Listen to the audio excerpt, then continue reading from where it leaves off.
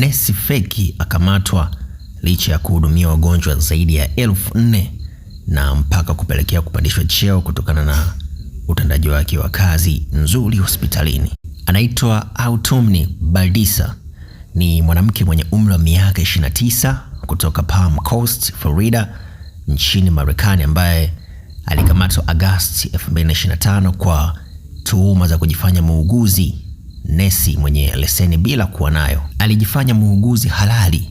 Inadaiwa aliajiliwa katika hospitali ya Advent Health Palm Coast Parkway akidai kuwa ni muuguzi aliyesajiliwa, na alitoa nambari ya leseni ambayo ilimhusu mtu mwingine mwenye jina la kwanza sawa lakini jina la ukoo tofauti, na pia hakutoa uthibitisho.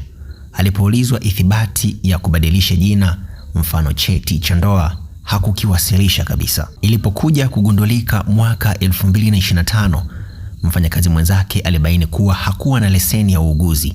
Alikuwa na cheti cha kiwango cha chini cha CNA ambacho hakiruhusiwi kufanya kazi za uuguzi aliyesajiliwa. Na athari inasemekana aliwahudumia wagonjwa zaidi ya 4,000 bila leseni sahihi, na mashtaka yake anakabiliwa na makosa ya kufanya kazi ya afya bila leseni na udanganyifu wa utambulisho. Kama wewe ungekuwa mmoja wa wenye mamlaka wa hospitali na ungeweza kumfukuza nesi huyu kisa hana leseni licha ya utendaji wake wa kazi kuwa mzuri? Naitwa No Dislocation na hii ni Donald Updates.